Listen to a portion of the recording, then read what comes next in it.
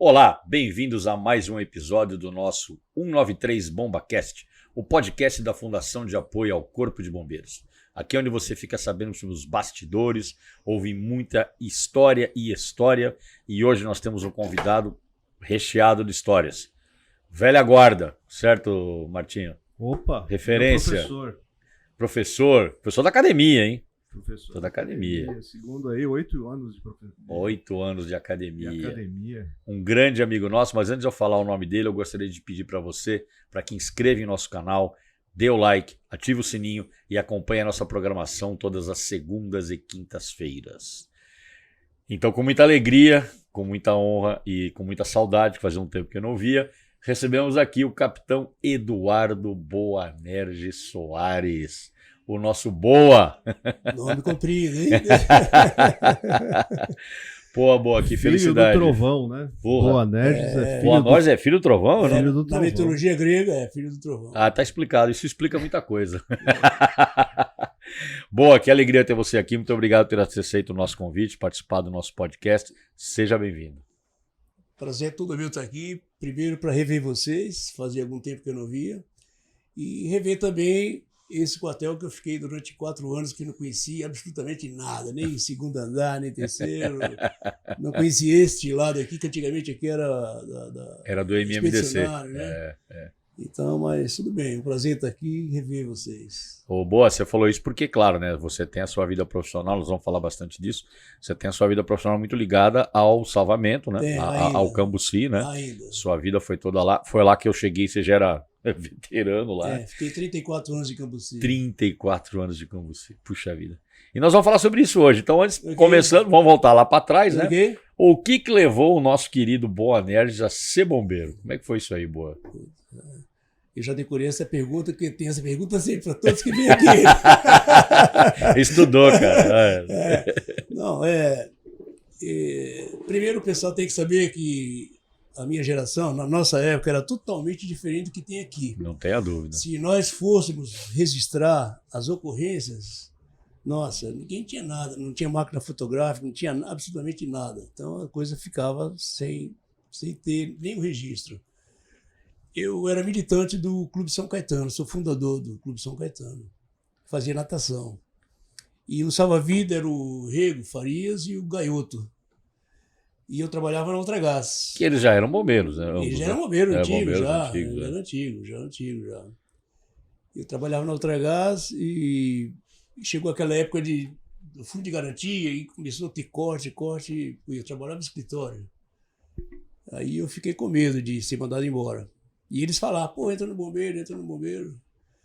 Naquela época, para entrar no salvamento, não era como nem hoje.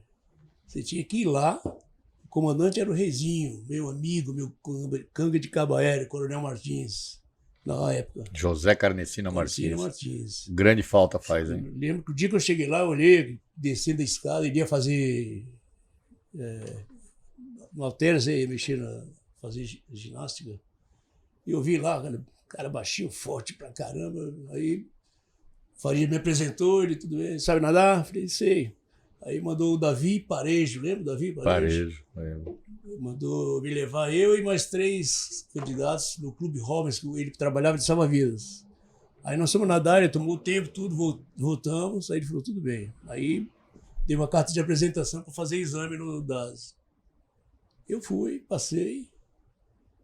E logo fui fazer escola. Entrei para fazer escola de bombeiros em 28 de agosto de 69, época do terrorismo. Então a gente ia de trem e aqueles cartazes, procura-se, né, com esse pessoal que está por aí. A escola você fez aonde, Boa? Na academia. Lá embaixo. Tá certo. Era embaixo, não no platô, lá embaixo. Sim, né? era a época do CIAD. Isso era CIAD. E eu lembro de todo mundo que estava lá da época, né? Eu sempre fui muito conservador com os amigos. Mesmo hoje eu ligo para vários. O episódio lá do Carlos Jeffrey é anterior a isso? Foi antes, foi 8 meses antes. 8 meses antes, mas é bem próximo. E nós era todo dia, todo fim de semana tinha prontidão. A gente tava para sair, prontidão, prontidão. Eu lembrei esse caso, né? Porque talvez nem todo mundo que tá vendo a gente sabe, né? É. O Carlos Jeffrey era aluno, né, do CIAD, aluno do curso de bombeiro, Isso, e foi morto na guarita Foi num na guarita, atentado e terrorista. nós tirásemos guarda lá embaixo. Uhum. Aí depois mudaram, não ficou mais lá embaixo, ficou no. Aí tinha flanco esquerdo, flanco direito, aquela coisa toda. E foi um tempo de trauma, assim, pessoal todo mundo com a cabeça meio com medo de ter. E que tinha mesmo, né? Tinha vira e mexe, tinha bomba para lá, bomba para cá. Teve um dia que quase o coronel Lastebassi, que era tenente do CBO,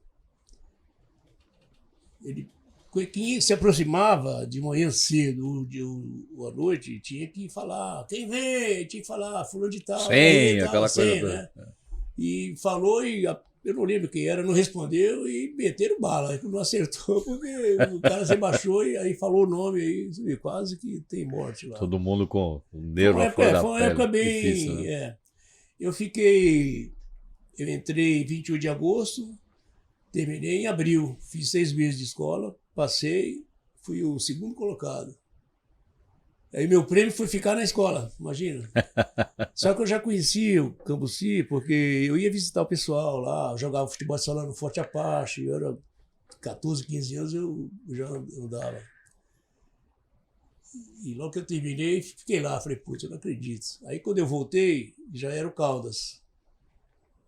Mas o Martins já tinha falado, né? Aí o cara, não, vamos puxar. Aí foi a época que, inclusive, foi um barata voa, porque muita gente que estava fora, como estava faltando gente no salvamento, e o Caldas voltou com tudo. O Chamir não era fraco, não. O Chamir tinha força. Chamir era apelido para os íntimos, depois eu falo. Rapaz, ó, nem eu sabia essa. Eu sei bastante coisa. E ele mandou todo mundo. Aí eu lembro que eu vi o Grangeiro, veio mais um pessoal, o Coronel José Carlos estava na escola, veio para ser subcomandante. Ele teve aqui, você viu a entrevista dele, contou isso aí. Eu converso com ele toda semana, ele está carente, né? Assim, com as pessoas, né? Ele era muito ligado, e agora ele parou de trabalhar. Eu falei, pô, tem que voltar a trabalhar, pô, não pode ficar, né? Senão fica maluco, né? Então, minha vida foi assim. Eu fiquei 6 meses como soldado. Mas você ficou 6 meses na escola e já foi? Não, aí fiquei mais 4 meses na escola, auxiliar de rancho, tirando guarda. Imagina, esse foi o meu prêmio, por ser o segundo colocado. Porque o pessoal pegava os 6 melhores, né? Para procurar na escola. Melhores não, assim, que não dava problema. E aí que eu tenho uma simpatia, uma amizade muito grande com o CBO, o Bandão. Turma de 70. 70, que é meus amigos da época. Então, eu estava bem fisicamente, né, já tinha colégio, mas eu não sabia nada.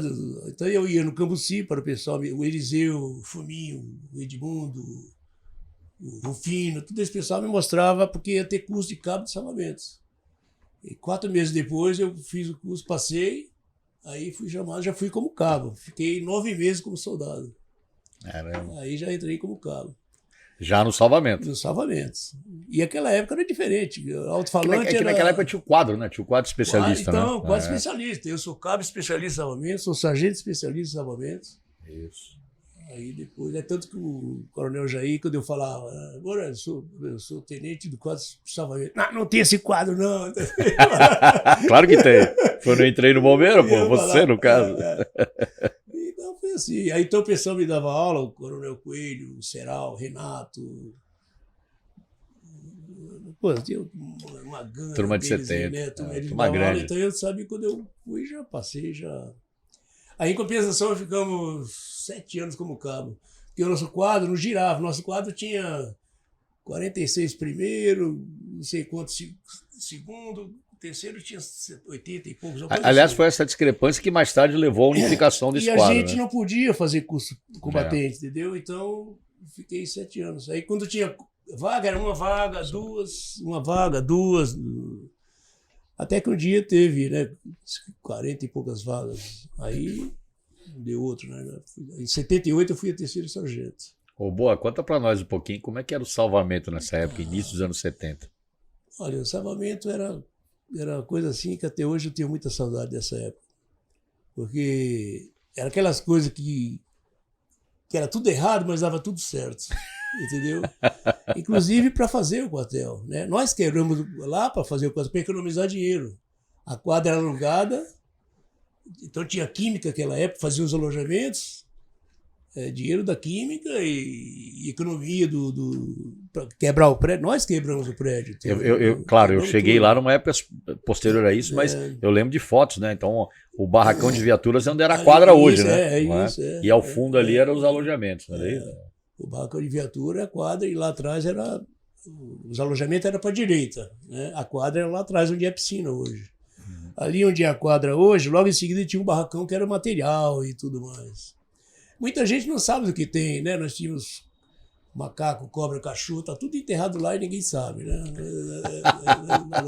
Vixe Maria, hein? Não, mas o pessoal tinha lá... Tem uma coisa que eu já falei para os recrutas. Tem bruxaria nessa história aí. Não, e a gente era muito unido, sabe? Era muito unido. Pô, mas naquela época eles capturavam tudo isso, né? Fugia de circo, imagina. Tem N histórias dessa lá. O leão, caramba, um monte de coisa. Eles faziam muita coisa. E a gente, era uma época que a maioria, assim, não via hora de voltar para trabalhar. Então a gente jogava futebol salão de manhã, de tarde, de noite. Corria, tinha 10 viaturas de salvamento. A gente corria uma média de 6, 7 vezes cada vez, porque não tinha posto nenhum, era só nós. Naquela época o GBS atendia a cidade inteira, tudo no estado, na verdade. Tudo, no estado inteiro. Daqui a São Miguel, a gente demorava 15, 20 minutos no máximo. Era pauleira, os motoristas tudo bom. E eu fiquei também, né, até o incêndio do Andraus, 72, houve uma mudança, porque a gente corria, não tinha guarnição fixa. Algumas pessoas tinham guarnição com 2 ou 3 fixos, por exemplo, o Edmundo e o Egídio, como já eram irmãos. Eles tinham guarnição, tinha os 2 dele lá, que eram motoristas, não mudavam nunca. Porque quem mandava naquela época mesmo era o Bonfim, que era o sargenteante, entendeu? Os oficiais não ligavam muito, porque o Bonfim fazia tudo. Montava as guarnições. Tudo. Até que quando houve a mudança para formar as guarnições. Então, como foi feito? Uma reunião com todos os sargentos, na turma, era a turma A, B e C, não era verde, amarelo, era A, B. Então, reunia a turma do dia, os sargentos todos, e aí cada sargento escolhia um motorista.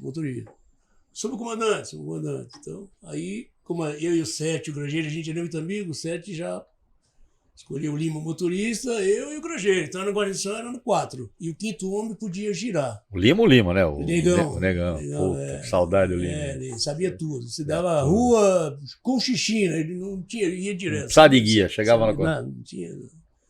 Então, GPS então humano, ficamos, né? Aquela época. Então nós ficamos 10 anos, e 10 anos juntos, nunca mudamos a guarnição. Então a gente sabia de qual que Mas aí veio uma época que aí veio, eu não me lembro na época de quem, houve a determinação para que as guarnições fossem fixas.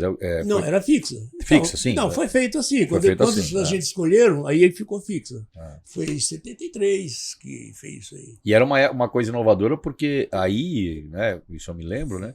As guarnições, as praças, né, a composição da guarnição, cabo, soldado e sargento, não dormia em alojamento específico, dormia por guarnição, né? O alojamento era da guarnição. Separava do sargento, mas só uma parede, nada. Sim, aí tinha 4 camas.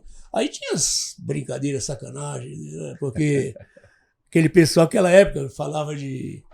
Por exemplo, o Cabo de Paula, você não conhecia da voz.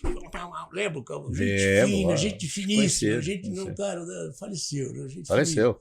Então, nas guarnições, uma época ele correu na minha guarnição.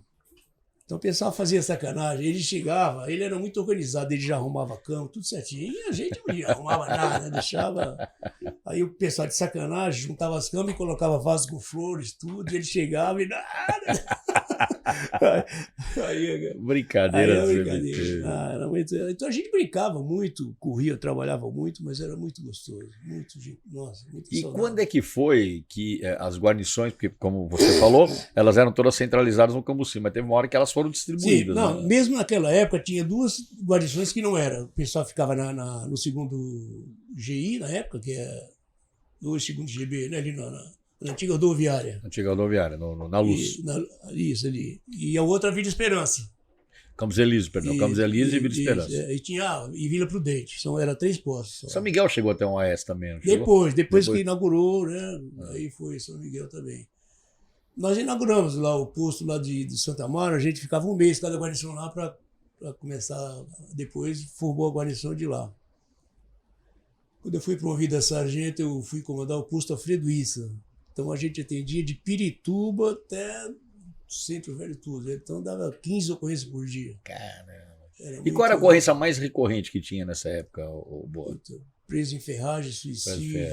Preso em ferragem era muito... E era a época que ainda tinha muito animal em poço também. Animal em poço, muito animal. Nossa, animal em poço. Eu lembro de uma ocorrência, 24 de dezembro, Natal, cara. Eu estava no Alfredo isso. E o pessoal fez uma vaquinha para fazer meia-noite, fazer e tal. Aí 11 horas soou o alarme, vaca em poço. Pirituba. Chegamos lá, era uma comunidade pequena e tinha um poço no meio que ficou transformado em esgoto, tudo ia ali. E a vaca caiu ali, cara. Fezes e tal. Ixi. Ficamos descendo. E vaca não ajuda, né? Cavalo ajuda. Cavalo é fácil tirar. A vaca não. A vaca não... Né?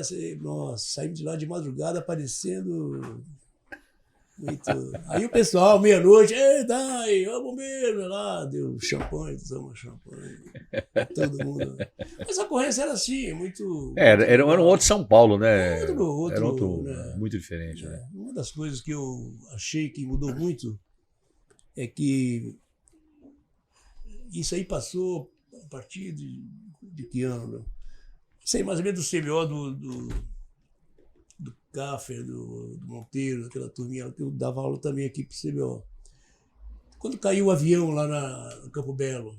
Foi em 93. 91, 92, por aí. Não, o primeiro, desculpa, 96. O primeiro TAN, você disse? 96. 96. Eu lembro que... Outubro de 96. Eu lembro que eu estava com o pessoal e... Fomos para lá, para todo mundo. Pegamos lá o grupo para ajudar. Vocês estavam no... E a primeira coisa que eu falei para o pessoal, falei, olha, não use bota de borracha. Então a gente tinha experiência para fazer bota de borracha, cabe o capacete e usa a bota normal. Aí depois eu percebi, eles viram por que eu tinha falado aquilo, né? Porque como o avião bateu, ele derrubou pelo menos uns 400 metros toda a frente daquelas casas, tudo. Então nós encontramos um passageiro, não tinha ferimento nenhum, estava morto na poltrona, mas não tinha nada. E nós tínhamos que ir pelo telhado para ver se tinha, para descer dentro das casas. E teve 2 acidentes, porque com bota de borracha você não consegue pular, entendeu?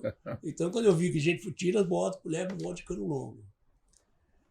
E a capa, eu falei, joga água, porque vai desidratar. Esqueci o que está lá em Ribeirão Preto. Rodrigo estava comigo, ele ficava comigo. Rodrigo era meu, ficava comigo, né? Tudo ele era. Rodrigo de Paula, os dois, onde eu ia, os dois estavam juntos. Até o Betinho, o Rodrigues, tirava tudo que o de Paula vai fazer. Até hoje, ele vai fazer alguma coisa, ele queria eu tirei da academia, ofereceram outra coisa. Eu falei, fica na academia. Nossa, fica aí. Tá lá. Um abraço, amanhã vamos estar com ele lá, com o de Paula. Vamos voltar um pouquinho mais para trás, Boa. A gente estava falando aí do salvamento, das guarnições fixas, então vamos ali na década de 70. E só para lembrar, nessa época, aí, nesse começo dos anos 70, você já se referiu ao Andraus, mas teve também um incêndio do Joelma. Sim. Você participou dessa operação também? Sim, mas eu queria fazer aí, já que você falou de voltar, quando foi feito a formação das guarnições, no quartel, até o Edmundo, a gente tem muita coisa, porque antigamente o bombeiro, até 70, o pessoal, todo mundo trabalhava, eu trabalhava de salva-vida, todo mundo trabalhava de salva-vida. Pouca gente tinha carro, nem oficial, era uma época que não tinha grande... E o bombeiro, o pessoal trabalhava à noite, chegava e ia dormir. Não tinha educação física, entendeu? Quando o Caldas assumiu, fixo mesmo para ficar, aí o Caldas que fez isso aí, educação física no quartel. Pouca gente sabe disso, os quartéis não faziam. Como o Cambuci começou a fazer, aí todos os quartéis passaram a fazer. Então, com o dinheiro da Química, Caldas comprou os calção vermelho, camiseta branca e meia branca. Tênis a gente tinha que ter. Todo mundo, se não fizesse, a forma que ele usava. ninguém fica para trás, mais ou menos dessa forma. Então, se estava sem meia, por que tá sem meia? Lavou, tá bom, paga 20. Então, todos pagavam 20. Essa cultura ficou muito tempo, né, boa? Aí o que aconteceu? Cada vez que acontecia isso, quando terminava a educação física, o cara apanhava, né? Porque então todo mundo tinha que... Né? Tomava pasta. Tomava corredor, né? Então, aí outra coisa que o Coronel Caldas fez, ele era capitão na época. O que ele fez também? Para correr no salvamento tinha que ter 7 cursos, obrigatório. Tá? Então eu vinha lá abrir porta de elevador, que tinha muita ocorrência, fazer o curso com a chave, aquela coisa toda, né? Proteção respiratória, usar máscara, proteção respiratória, salva-vidas, natação. A parte de salvamento terrestre era uma semana de aula, mas só como usar... Porque nós tínhamos a com hidráulica, era o que mais usamos. Ligava no cilindro diário e... Tenho foto de tudo isso. Eu tenho eu peguei isso aí, pô. Tenho 1.500 slides da antiga, porque quando... Aliás, você vai mandar umas fotos aqui, porque enquanto ele vai falando, nós vamos colocar na edição, viu, Martinho? Porque... Manda para nós aí algumas fotos dessa época aí. Porque como ninguém tinha máquina, mas o Coronel Lemes era tenente, e o Lemes era o direto do Coronel Caldas. E tinha mais contato com a guarnição. Ele comprou a máquina fotográfica e corria no área. Então, todo oficial de área que corria, o motorista tinha que fotografar. Então, ele fez uma porrada de slides. Quando eu estava no Cambuci, eu era responsável, eu era operacional, mas eu era B3 também. Eu dava instrução desde o começo. E aí essas coisas ficou conosco, né? Ficou comigo. Alguns slides estragaram, salvei alguns. Você sabe que eu lembro dos seus slides, viu? Lembro, aquele monte, não lembro? Eu acho que eu lembro. Você, muitas vezes a gente na hora do almoço, ou à tarde, depois da instrução, você fala, vai ver as fotos que eu tenho que puto. Tinha muita coisa, né? Mas você está falando muito do carro. Claro, todos nós sabemos a referência que ele é, né? E você teve, eu acho que, na minha opinião, o privilégio, né? Eu cheguei no bombeiro e estava aposentando, mas você teve o privilégio de trabalhar com ele bastante tempo. E você, claro, que não é o primeiro, né, que trabalhou com ele, que vem aqui e conta histórias. E ele era um cara de espírito inovador, né? Ele era um cara realmente diferenciado, né? A gente falava que ele estava 50 anos na frente, estava mesmo. Porque tudo que foi criado, aparelho de poço, por exemplo, não existia aparelho de poço. Para tirar o... Isso. O aí cavalo, ele inventou o aparelho de poço, aí um engenheiro, até eu lembro, é James, não sei das quantas, um cara, engenheiro.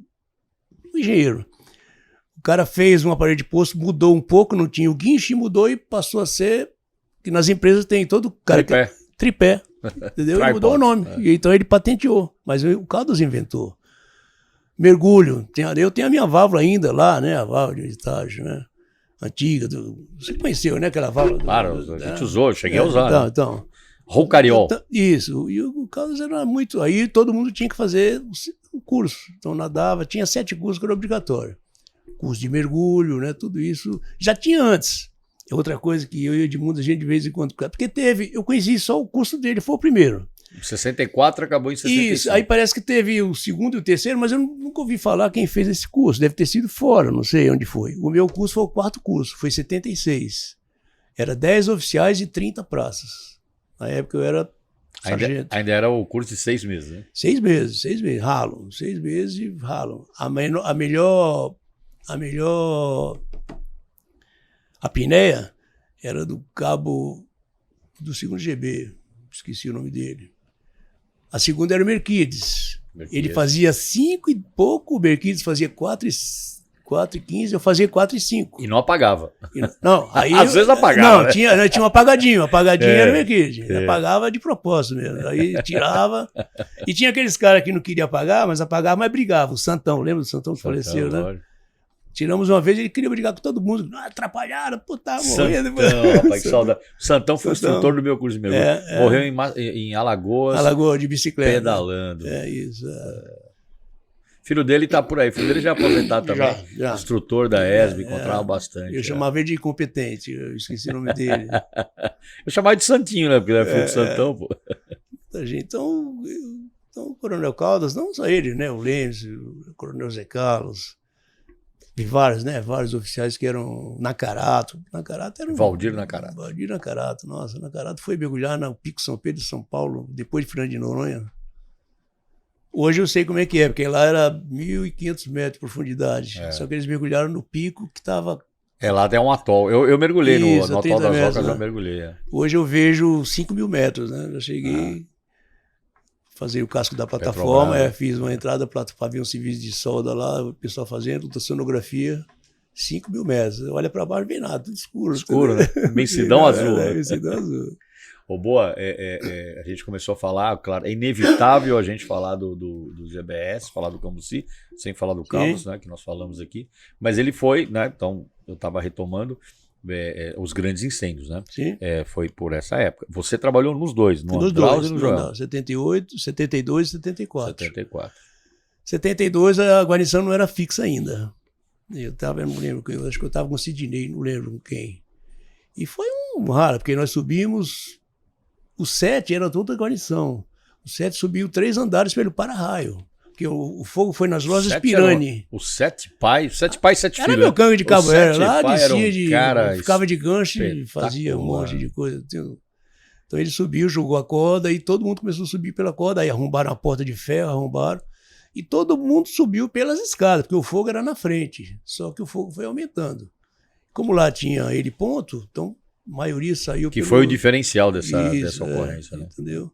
Então muita gente saiu pelas escadas. E o 7 subiu pelo para-raio. Pelo cabo do para-raio. E a gente brincava, na nossa guarnição, quando atendia coisa no alto, falava, tira a escada, tirava a escada, bom, tem que se virar para descer. Aí descia por qualquer lugar, menos. Porque a gente fazia caboeira, né? A guarnição fazia caboeira. Eu, o 7 o Lima, o 7 o Grangeiro. Para essa geração que não sabe o que é cabo aéreo, né? Porque não tem mais, né? Mas eram as evoluções que vocês faziam nos cabos, né? Tem essas fotos tudo. Imagina aqui, imagina assim, ó. No viaduto do Chá, 2 escadas abertas 10 metros, só conta mais 20 para baixo, dá uns 30 metros. Tá em cima do viaduto? Fazendo cabo aéreo ali sem cabo de vida. Sem segurança. Só que a gente treinava isso todo dia. Eu tinha 3 ganchos. Eu sempre fazia o gancho, eu segurava. Agora eu tinha o Coronel Martins, o 7 era o primeiro.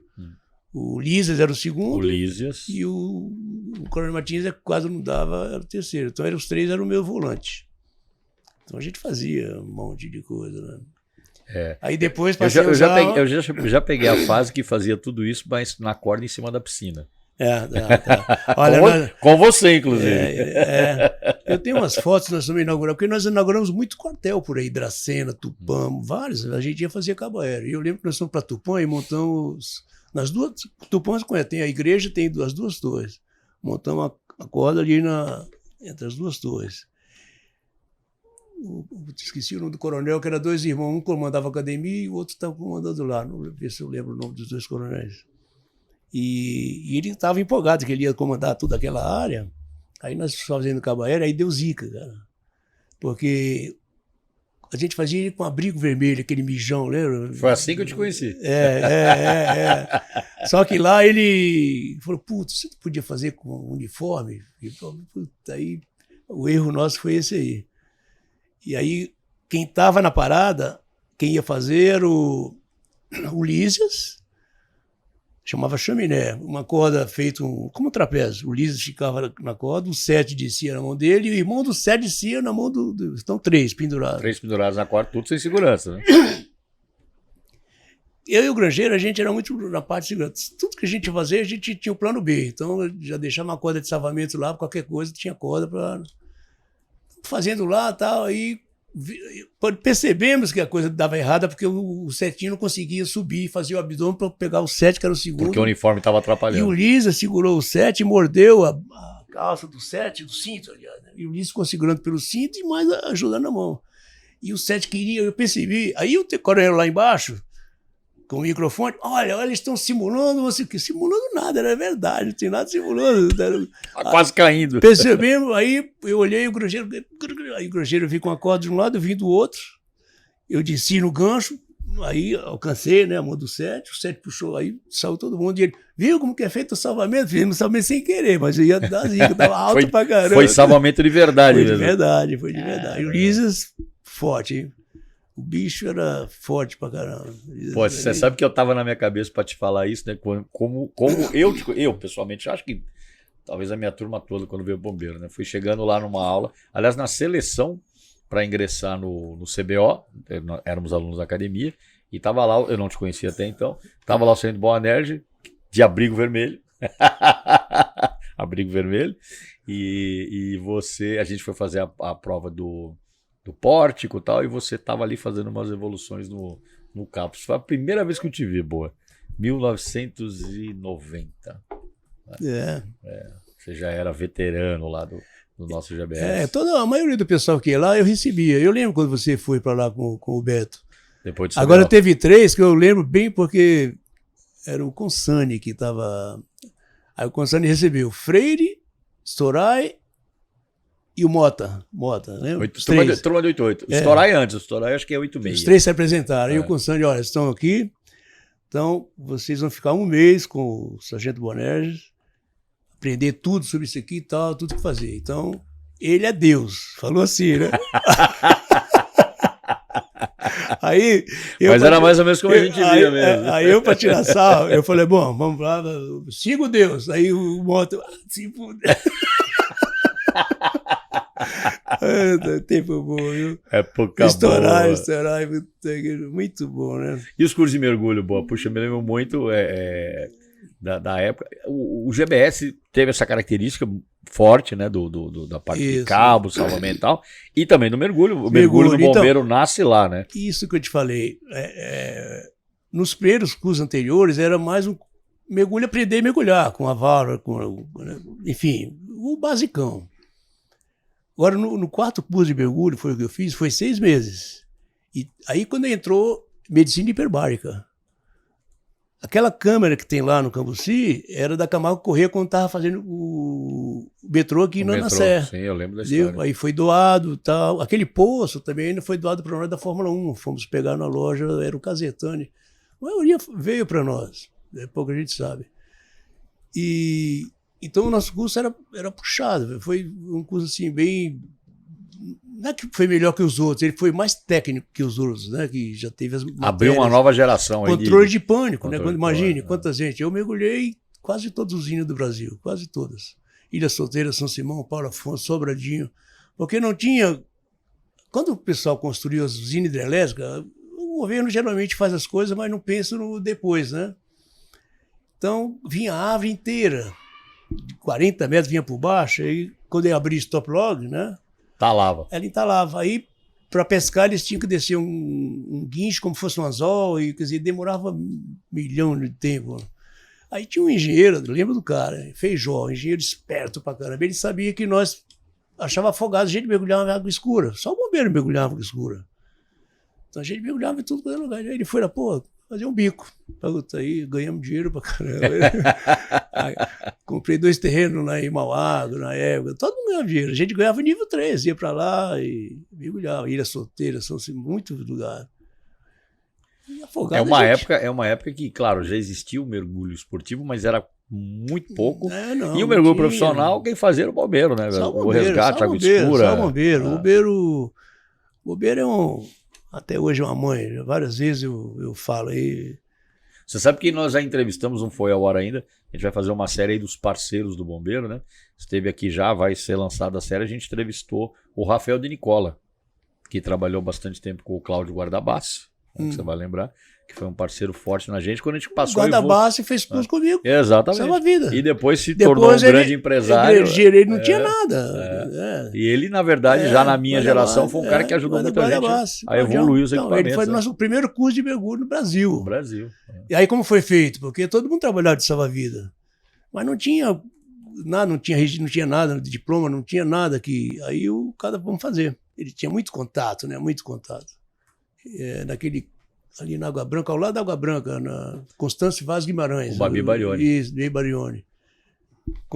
Contra a piscina. E os instrutores quem era? Pegou os mais antigos. O Fino, o Edmundo, o Cruz.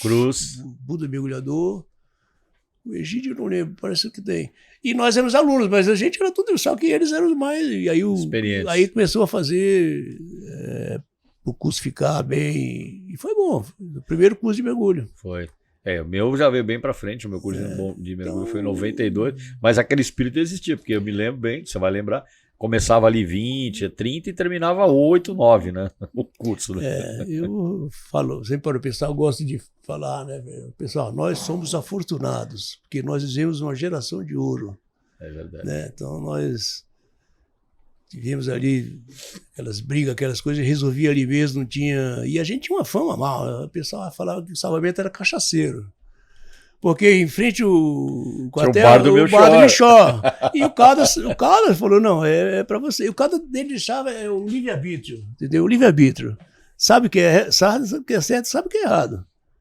Errou, pisa na bola, entendeu? Então não tinha conversa. Todo mundo... O Cruz casou com a filha do Michó, né? Casou com a Ana e o Setinho com a Vera. Isso, Então tinha todo caderneta, fiado, tudo fiado. Pô, peguei essa época, boa. Lembra da cadernetinha? Todo mundo comprava. Peguei. Então, final dessa época. O pessoal que bebia, porque nos outros quartéis não dava para sair. O pessoal bebia também, mas era escondido no tanque, com arame, com água. No quartel era na frente mesmo. Só quando tinha oficiais ali, todo mundo respeitava, não ia fazer na frente. Mas tinha os caras de pau que falavam, faz a barreira. O pessoal ficava na frente entre o oficial e o balcão e ia. Todas essas histórias eu ouvi lá, boa. E aquela época era uma época, mas nunca ninguém aprontava. E o cara que aprontava se ferrava, não tinha dúvida. Bacana, né? Não tem muito... Mas uma geração, a gente falou de vários nomes aqui, eram os caras realmente muito preparados. Tinha. Eram, como se diz hoje a molecada aí, Martinho, eram bombeiros casca grossa, assim, na melhor acepção da palavra. Bombeiro raiz. Bombeiro raiz. Fazia o que fazia, eram muito fortes, né? Eram muito preparados e com pouco equipamento. Esse que é o grande... Era caras muito criativos também, né, Boa? Tinha, pessoal. Aquele quadro de Voltas e Nós, eu já encrenquei já 2 vezes, porque aquele quadro de nós, quem fez foi o Gaioto. O Gaioto tá lá no Cambuci. Mas aí o pessoal mudou alguma coisa e puseram 2 nomes. Eu falei, tá errado esse aqui. Vocês estão copiando uma coisa que o Gaioto que fez isso. Todos os nomes. O Gaioto era muito alemãozão, muito... o revólver 38, ele achou um defeito, imagina. Aí o Caldas não, o coronel... Um outro coronel que estava lá, não lembro que era mais... Ele falou, não, um documento para Taurus, para avaliar e tal, e realmente estava errado, não lembro o que era. O Gaioto desmontava, era muito... A gente viu que os caras faziam lá com os equipamentos de mergulho, né? Porque houve ali uma época da transição dos equipamentos mais antigos para os mais modernos, e a gente usou, conviveu, né? Você lembra? Conviveu. E coisa que às vezes não tinha mais peça, os caras fabricavam. Era um negócio, era muito criativo. Você sabe que eu tenho um material em casa que eu ia doar para o museu. No museu, porque o coronel Dadil falou, não dá agora não. Não sei se você chegou a ver que lá no B3 eu tinha aquele primeiro aparelho de reanimação. Claro que eu lembro. Lembra? A alavanca. Tá com você isso aí? Tá comigo. Lembra? Quando a gente estruturar melhor o centro de memória, a gente coloca lá. Sabe por quê? Porque aquilo lá, como é que foi? Eu fui mergulhar em São Simão. São Simão, a barragem fica entre Goiás, Mato Grosso e Minas. A barragem ali, altíssima. Eu fui 3 vezes lá.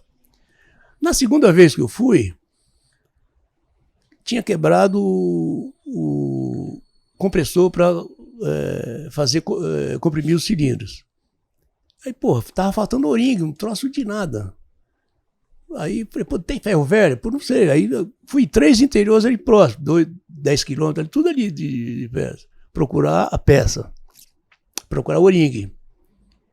Aí, achei uma peça que tinha o-ring. Eu falei, corta. Aí o cara cortou. Aí, eu olhei lá, tava jogado, cheio de areia, olhei.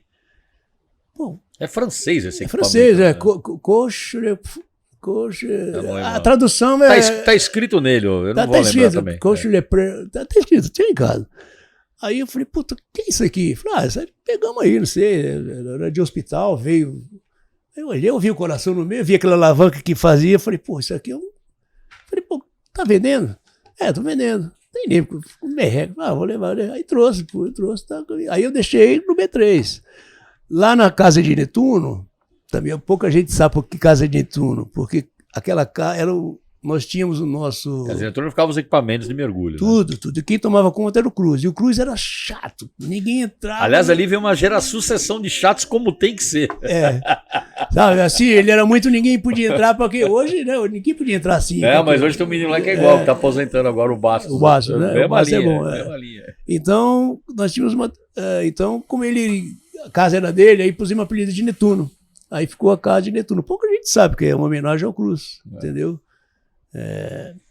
Então eu comprei essa peça lá e deixei no B3. Aquela flutuador que tem cor de laranja também lá na casa de Netuno, eu achei em Piruíbe.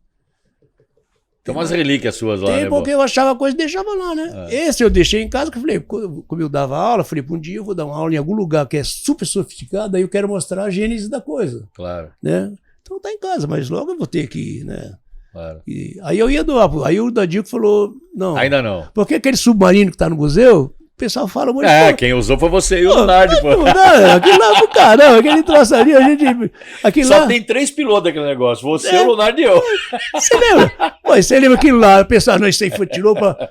Isso aí foi a verba que vinha para o bombeiro pra lá, ia sobrar. Aí o cara, pô, tem que fazer alguma coisa. Compraram um submarino. Aí olha, comprou. Pô, Mas era esportivo, né? pra tentar ver se achava afogado. Não dava, então dava, ficou na piscina, né? É pra usar em água clara, ficou lá muito ficou, tempo. é bonito, realmente dá pra fazer, né? Ficou bonito. Né? Então tem muito material, que é, nossa. Boa, a gente vai fazer um tempinho aqui que nós vamos agora tomar um café. Vamos sim. Na nossa pausa, nós vamos tomar aqui um cafezinho do Bomba Café. Vamos tomar. Bomba Café é o café aqui da Fundação de Apoio ao Corpo de Bombeiros, um café temático, que tem aqui uma decoração, fotos de bombeiro. Fica aqui na rua Anitta Garibaldi 25, bem ao lado ao quartel do Comando Corpo de Bombeiros. Convido você a vir conhecer o nosso Bomba Café, o Café dos Heróis. E aqui eu tô diante de um herói, né? No Bomba Café, o público que passa aí pode. Claro, usar, o nosso Bomba Café é aberto ao dá. público. Aliás, essa semana nós tivemos boa música, né? Música clássica, um espaço realmente muito bacana. Todo mundo convidado a vir aqui tomar um café com a gente. Mas, boa, a gente falava aí então, desse seu período do salvamento, falamos bastante aí do curso de mergulho, e quero falar um pouquinho sobre a sua participação importante que você teve na questão da segurança ocupacional, né? Você foi o cara que trouxe para nós aí as primeiras preocupações e protocolos quando do surgimento da pandemia do HIV. Conta um pouquinho dessa história pra gente. Nessa época, eu fazia muito curso na área de saúde. Muito curso. Curso de fim de semana, vários cursos. E a minha mulher era dessa parte, né? Na área de enfermagem, voltada para infecção, essas coisas. E eu fui fazer o curso quando, aqui no Brasil, a AIDS apareceu em 84, 85, começou a reportagem, só que achava que... Só tomar era... dimensão, né? Isso. As reportagens falavam, eu lembro que a manchete era peste gay, achava que era de homossexual. Muito preconceito. Achava que era só isso, né? Então, época, achava que era só desta forma. Mas aí no curso veio o médico, era francês, eu não lembro o primeiro nome, o sobrenome era Galo. Não sei o que, Galo era o bambambam nessa época da parte de AIDS. Que na realidade não era nem AIDS, né? Era HTLV3 o nome. E era também chamada doença dos 4Hs. Porque descobriram que essa doença começou no Haiti, era só com hemofílico, com homossexual e heroína, que é o símbolo de droga. Achava a doença dos 4Hs. Depois que veio mudando e tal. Quando eu fiz esse curso, nós trabalhávamos, nós não tinha o que temos hoje, era uniforme normal, não tinha luva, não tinha absolutamente nada. A roupa ficava... Era só uniforme sangue, na né? casca. Às vezes tirava, todo mundo tinha 2, 3 uniformes, porque sempre um sujava, tinha que usar outro. Não existia luva. De empresa em ferragem era dezenas, né? Todo mundo tinha suas ocorrências. Aí eu falei, puta, nós somos um grupo de risco, já tinha gente morrendo.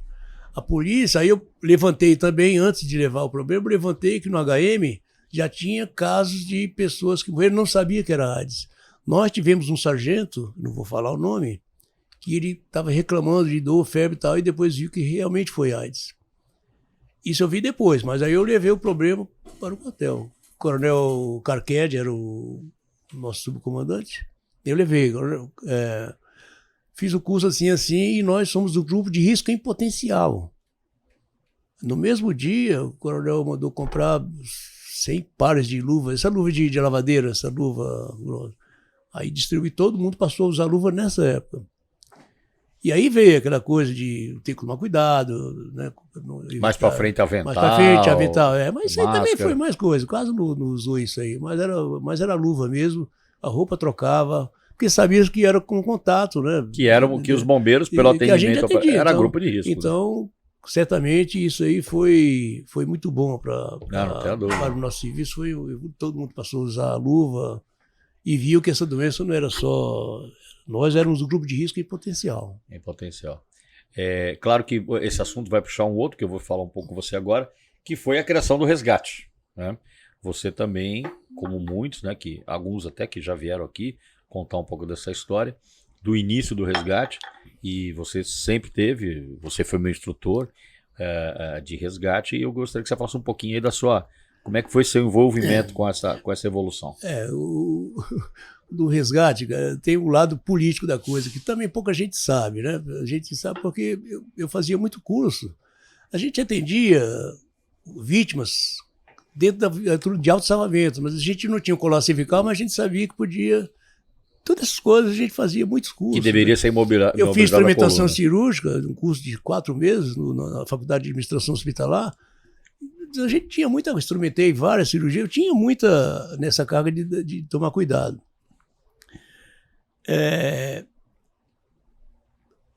O início da sua pergunta, eu não... Do resgate, o seu envolvimento do resgate, com o então, início isso. do resgate. Então, quando várias vezes tentaram fazer o salvamento ser um resgate. Transportar. Várias vezes tentaram, alguns oficiais, né, tentaram fazer alguma coisa dessa forma.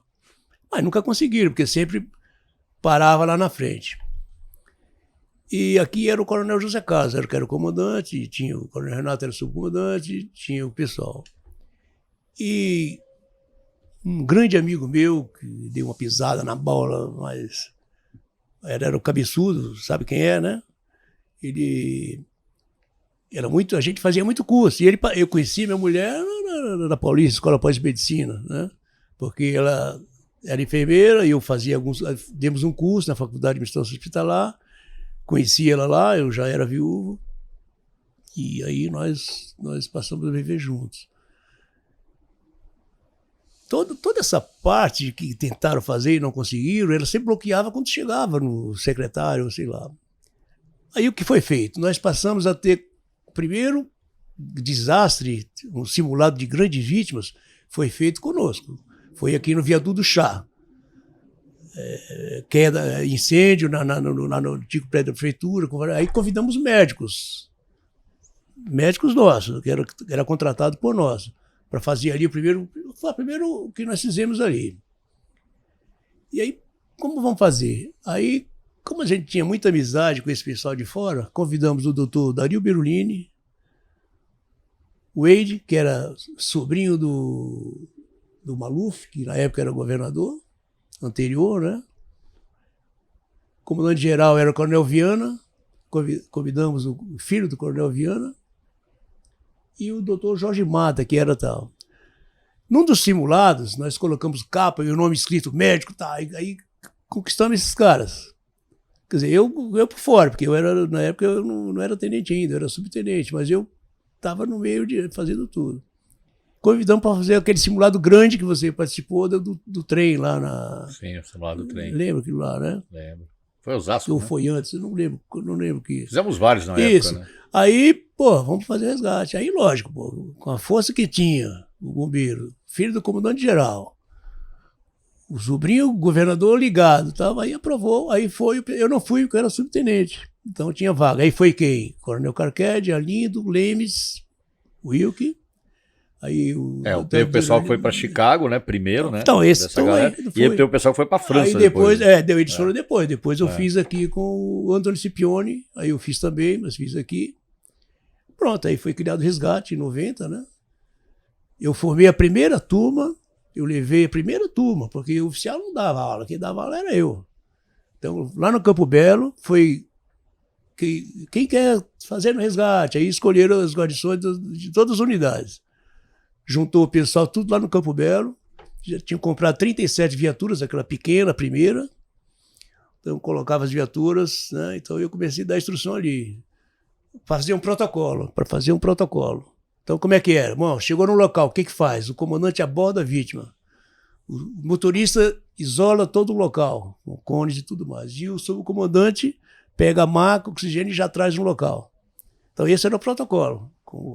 Só que depois foi mudando. Hoje a gente vê muita coisa que não tem esse protocolo, né? O protocolo é esse, né? Aí todo mundo trabalhava junto, né? Fazia... E algumas pessoas contam aqui, e eu acho que você vai corroborar o que eu estou falando, quando a gente, como você falou, o bombeiro sempre socorreu, Sim, seja no AES, sempre socorreu. era no AES. Mas a hora que a gente criou uma estrutura que tinha a cara, né, de atendimento para hospitalar, ambulância, equipamento, havia o que a gente chamava na época de demanda reprimida. Sim. Explodiu, né? Sim, o atendimento de resgate virou uma coisa... Então, o primeiro ano foi 5 mil ocorrências, se não me engano, e depois já ultrapassamos 1 milhão de ocorrências. Não, é um negócio... Tá muito... Porque havia, né, uma demanda... A primeira turma de médicos que foi contratado, nós demos aula uma semana. Aqui ainda tem o Honório, a Fátima, se eu não me engano, estão por aí ainda, né? O Honório da primeira turma. Eu me lembro deles. Tinha o Oswaldo. Oswaldo, faleceu, Oswaldo, tinha outro. O pessoal dos aí primórdios. depois veio a Júnia, Nádia. o Tony, japonês. A Nádia fez como era quartanista. Antônio Animaru. Abraço, o Animaru, Antônio, Toninho. Tá lá no interior, tá lá em Marília, eu acho. Então aí foi bom. Aí depois veio outras turmas e eu só acho que é uma pena porque muitas vezes o pessoal esquece que a semente fomos nós, entendeu? A semente fomos nós. Foi no salvamento que surgiu isso. Isso, a semente fomos nós. E muitas vezes não... Mas é uma semente, viu? Mas é uma semente que deu frutos, viu, Boa? Sim. Hoje a gente vê, né? Até hoje, né? A importância que tem esse serviço de atendimento hospitalar, claro. Que o bombeiro expandiu, né, para o estado inteiro, esse que é um sistema, né, é o bombeiro, é a Polícia Militar, através do Grupamento Aéreo, Secretaria de Saúde do Grau, e uma fórmula que funcionou, né? Não, funciona porque hoje, após o pessoal atender, viu que a vítima glásico está negativo, né, na parte de 7 já veio o pessoal para socorrer, tanto o Águia como o Grau. Um sistema muito então, para a sociedade, foi muito importante. Para o bombeiro, eu acho que precisa dar uma forçada a mais, porque tem muito quartel aí que está deixando de seguir protocolo, deixando de colocar colar cervical, colocando o CAD depois que tira a vítima. Isso não pode acontecer. Tem que ser o protocolo, porque eu lembro bem quando fizeram o Comando Força Patrulha. Lembra? Lembro. Coronel Caldeira fez aquilo lá. Só que com material de pronto-socorrismo, mas não deu certo, porque o pessoal não treinava e morreu. E eu tenho medo que um dia o pessoal do resgate faça uma bobagem e a imprensa não vai querer saber tudo que você fez, né? Eles vão atrás disso que você não fez. Então, mas a gente tem feito muita coisa, viu, Boa? Hoje, uma coisa que o bombeiro evoluiu, que eu acho que foi muito importante, o resgate era um curso, né? Agora a gente colocou o curso para dentro da formação. A gente faz a formação completa lá, porque era uma coisa que não tinha antes. Sim. Hoje a gente mantém o DERREM, né? Que é o curso de instrutor de resgate e emergências médicas, né? Isso é importante. Mas é claro, mas é uma coisa que tem que se mexer o tempo todo, tem que se aperfeiçoar o tempo. Importante. A gente entrevistou, hoje a gente tem profissionais, né, sargentos, né? O caso do Ednei, que a gente entrevistou aqui. O Ednei, ele tem mestrado e doutorado na área, tem trabalhos escritos sobre extração veicular, respeitadíssimo fora e dentro do Brasil. Eu acho que a diferença daquela época, Boa, que hoje a gente mergulhou um pouco mais no aprendizado, na produção de conhecimento. E eu acho que essa geração nova aí, eu boto muita fé nessa molecada, tem uns caras muito bons. A tendência é melhorar, assim como melhorou lá do nosso tempo lá atrás, isso tem que melhorar. Não, é a tendência. Pode, Boa, eu quero falar um pouquinho agora também sobre uma coisa que eu acho que hoje em dia pouca gente sabe, né? Mas eu sei, que é dos primórdios da Força Tarefa, da criação da Força Tarefa. Hoje nós temos o GAED, né? O GAED crescendo aí, é nosso grupo especial que já foi até para o exterior, né? Atendeu a ocorrência no terremoto, né? da Turquia. Mas a origem de tudo isso é a Força Tarefa. E quem é que foi o primeiro comandante da Força Tarefa? Caiu na mão, né? Foi o Capitão Bonerges. Isso aí foi interessante, né? Porque eu tinha sido promovido a capitão e eu estava preparado para ir embora, porque eu já estava fazendo alguns trabalhos lá na Petrobras. Que é onde você está até hoje. Isso, já estava fazendo alguns trabalhos. E aí o Coronel Jair veio comandar aqui o CBM. Coronel Ferrari, o comandante. E o Quioche veio para cá. O Quioche tinha 9 anos de GBS, aí o Jair puxou ele para cá. Aí o filho da mãe do Quioche pegou e me puxou. Eu falei, não vou não.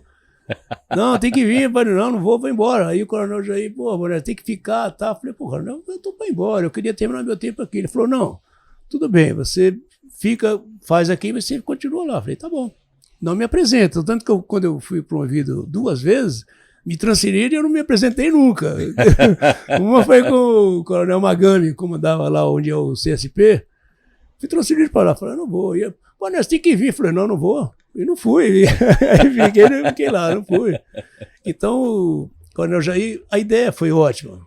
Eu tenho todos esses slides das reuniões, tenho tudo isso. Por quê? Porque o bombeiro começou a cair o efetivo. Então, pensando assim, se tiver uma grande catástrofe... nós pulverizamos o efetivo, né? Como é que vai fazer? Formou muito posto, o efetivo não aumentou. Como é que vai fazer? Aí a ideia era assim, tirar um elemento de cada quartel numa emergência. Aí você ia ter um pelotão de 40 homens aqui para dar o número de força-tarefa. Tá bom. Aí o Jair falou, você vai comandar esse troço aí e tal, vai ter carta branca, vai fazer o que quiser e tal. Tá bom. Aí eu vim para cá. Jair, explosivo, mas ele gostava de mim. No início, não, ele não gostava do salvamento, né? Mas depois ele viu que eu estava assim. Então, ele, mesmo quando faleceu o pai, eu cumprimento ele sempre, fui no cemitério, fui lá. Já é meu amigo, já era incompreendido, mas foi um grande comandante que nós tivemos.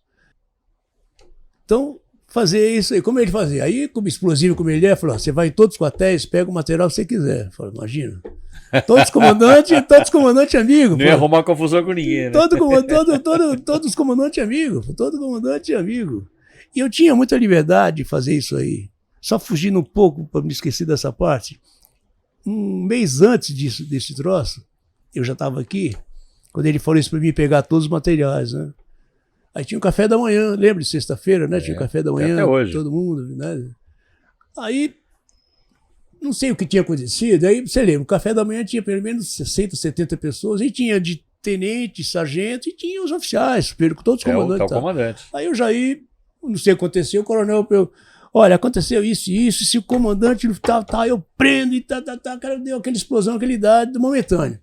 Eu senti uma coisa assim, eu tenho um olho clínico, sabe? Eu filmando tudo, eu falei, puta, não é legal falar isso na frente de todo mundo. Manda o material pro Boné. Não, de prende e tudo mais, né? Aí terminou o café e tal, saíram. Aí eu fui lá na sala. Logo em seguida, Coronel, entra aí, Boné. Coronel, vou falar com o senhor como amigo. Posso falar? Pode. O senhor pisou na bola. Pô, o que foi? Coronel, você não pode falar isso. Os comandantes, todos os comandantes ali, se eu falar isso, o pessoal fica... Não é legal, não é legal. Aí, puta vida, o que eu faço? O alto-falante, tá todo mundo aí. Aí ligou, veio os comandantes, tudo. Eu não via conversa, mas conversou com todo mundo. Então, ele gostava de mim por essas coisas que eu interferia, não só no... Então ele mandou, todos os quartéis pegam os materiais. Falei, tá bom. Aí eu ia, aí só para tirar sal, todo mundo amigo. Eu vim pegar tudo o material. Aí, vai pegar porra nenhuma. Mas foi com isso que você foi estruturando ali aí eu peguei. força-tarefa. Não, aí eu peguei aquelas coisas que estavam lá, muita coisa, tal. Aí veio a ideia, foi a cereja do bolo, né? Nós íamos fazer um simulado gigantesco. E como é que ia ter material? Não tinha material. Peguei e falei, pô, vamos pegar material da saúde. Não da saúde nossa aqui. Do município. Da Rio Birulini, manda no HC até hoje. Hoje. Aí, coronel, doutor, preciso falar com o senhor. Aí vamos lá, nós somos em 4 lá. Vamos fazer um simulado assim, vamos pedir ajuda do senhor. Nós estamos precisando de material. Aí ele falou, o que vocês precisam? Ele doou para nós 400 pranchas, 400 mandou fazer e só fez no menos de um mês, 400 pranchas, 100 kit resgate, aquele bolsa, lembra aquela grandona? Claro. Vocês desfilavam computador, lembra o computador, tudo esses troços aí. E aí nós para fazer esse... Então, o resgate foi feito assim, de força-tarefa. A força-tarefa foi feito com ajuda também do público externo e criamos todo esse material. Todo esse trabalho. Então, filmamos tudo, pegamos algumas ocorrências boas, assim, com a força, várias vezes, e eu tinha carta branca. Eu cismava de fazer um treinamento na Baixada Santista, pelo rádio, descia com 8 viaturas, todo mundo, fazia o treinamento, voltava, fazia um relatório. Foi muito bom. Foi uma época, a força, quando a gente teve o acidente, por exemplo, da TAM, Isso, 2007, a Força Tarefa já estava em plena atividade, me lembro muito. Nós somos um desastre de Força Tarefa e Sicói foram coisas que andaram paralelo, né? Em paralelo. Sicói ele foi inaugurado naquele incêndio da Nestlé. Lá, você lembra, né? Que foi feito, a coisa funcionou muito legal, muito bom. Então, assim, o bombeiro ele vai crescendo, nós vamos ficando com a saudade. Mas é uma saudade importante que nos mantém sempre. Eu tenho dois provérbios que falaram para mim na faculdade, e eu uso isso quando eu dou aula. Eu falo, envelhecer é inevitável, ficar velho é opção. Eu nunca vou ficar velho. Boa. Se falar para mim, qual é a diferença de velho? Velho é aquele cara, tem 20 anos, mas é um cara chato, tudo tá errado, é velho. E envelhecer é uma coisa inevitável, faz parte da vida. E o outro é vaidade. Vaidade é meu pecado favorito. Não faço mal a ninguém, só cuido de mim. Eu sou um templo de Deus, então cuido de mim e pronto, é vaidade. Tá? Boa. Pô, Bonner, você tá virando filósofo, cara, que bacana. Boa, você é um cara que não... Eu sei um dos motivos de você não envelhecer, porque você realmente não para, né? E hoje você exerce uma atividade, hoje não, né? Já faz bastante tempo até, de treinamento numa empresa que é da área petrolífera. Espaço né? confinado, Faço espaço confinado. Adoro espaço confinado, é bom, uma área boa, mas também já estou cansando, já estou... Você está com quantos anos, Boa? 7. Um garoto. Geralmente, quando eu venho com a minha mulher que vai fazer alguma coisa que pergunta, né? Qual a idade? Eu falo, tem que falar? Você não vai envelhecer mesmo, Boa. Mas eu corro, viu? Eu tenho uma casa na praia, em Bertioga. E eu corro 7 km 46. Tempo bom para 7 né? Maravilhoso. 46 alto, né? Quase 47. Nadando ainda? Não, aí nadar, estou meio vagabundo. Agora pedalo. Minha mulher, ela... Seu irmão, né? Seu irmão é tenente aposentado, né? Tenente aposentado. Fez uma viagem grande. Foi para Fortaleza. Foi para Fortaleza, daqui de São Paulo, pedalando, né? 23 dias, segura. 23 dias. Não, foi agora, faz uns 5 anos isso, não? 5, 6 anos. É, por aí. Me lembro bem. Até Fortaleza lá. Aí o outro meu irmão recebeu ele lá. Ô, Boa, assim, a conversa com você, para mim, né? A gente já recebeu vários amigos aqui, né? Mas é claro, né? Para minha geração que, como eu te falei, eu te conheci no GBS, onde eu trabalhei com você, então você sempre foi uma referência para minha geração, né? E claro que eu teria muitas outras coisas para falar aqui, claro, mas eu quero te convidar outras vezes. Sim, claro, sem problema. Então eu já quero, assim, já me encaminhando para o nosso final, né? Te agradecer por você ter aceito o convite, né? Agradecer, como eu sempre faço, né? Para todos que vieram aqui, agradecer pelo legado, agradecer pela sua disposição em ensinar. Você sempre foi um instrutor de tudo, você sempre foi um cara inovador. Falamos ainda agora aqui da Força Tarefa e hoje a gente tem o GAED, mas o GAED começou com a Força Tarefa, começou com você. Então a gente pode dizer que você é o pai da Força Tarefa, eu acho que eu não estou exagerando falando isso. E então a gente vê frutos, né, de um trabalho de pessoas como você que se dedicaram, que deram para além do que era exigido, né? E por isso que a gente cresceu, cresce e é a organização maravilhosa que a gente é.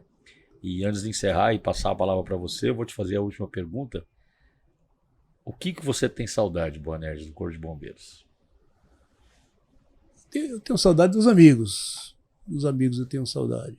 Mas o que eu acho que costuma falar para mim é que eu não cortei o cordão umbilical ainda, é verdade, né? Eu tô vira e mexe, eu passo aqui, passo lá. E de quando eu vou almoçar lá com o pessoal lá no Coronel, né? Sampaio, né? Porque perto de mim mora o Coronel Edson, Figueira e outra gente vem no mesmo carro, vem. Então, saudade dos amigos, né? Só, isso é o tempo. Mas eu curto a minha vida normal, gosto de correr, sim, não tem muito problema. Eu sou um afortunado, porque são poucas pessoas que ficou 34 anos no mesmo lugar sem sair. Eu fiquei. São poucas pessoas que por 3 vezes mudou a unidade. Eu cheguei, era a 4ª companhia de salvamento, depois transformou em primeiro GBS e primeiro GB. Eu passei pelas 3. Então, no mesmo lugar. No mesmo lugar. Então eu sou um afortunado. Teve o primeiro GI também, né? Então, antes do GB foi GI. Isso, primeiro Foi 4. Foi 4, você teve 4 denominações, lembrou o Martinho, é verdade. Teve um período que o GBS chamou GI e voltou a GBS de novo, lembra? Depois virou GB. Tá. É. Isso aí. Pô, é boa. É assim, história e histórias que a gente vai ter a oportunidade de lembrar no Encontro do Salvamento, né? Calma, sim. Eu não sei quando vai ao ar, acho que deve ir depois, mas o dia 27 de maio a gente vai ter lá, espero que você esteja lá. E para realmente a gente poder dar risada, lembrar das histórias e rever os grandes amigos. Amanhã eu viajo. Eu vou para Aracaju amanhã. Trabalhando, né? Vou, mas eu volto, vou para dia 27 eu vejo o pessoal. Tô bom. Olha, Boa, muito obrigado mais uma vez então pela sua participação, pelo ter aceito o nosso convite. Fica já feito o convite para outro bate-papo, certeza faremos. E realmente você é um exemplo e esse seu depoimento, dessa sua disposição, né, aos 77 anos, eu acho que vai inspirar muita gente. Obrigado, viu, Boa? Obrigado a vocês, Deus abençoe vocês. A você também. É isso aí, pessoal. Esse foi mais um episódio do nosso 193 BombaCast com o nosso querido Major Boanerges, que contou pra gente muita história e muitas histórias. Acompanhe a nossa programação todas as segundas e quintas-feiras. Não esqueça de dar o like, inscrevam-se no nosso canal e estejam sempre acompanhando entrevistas como essa, bate-papos como esse. Muito obrigado, até a próxima.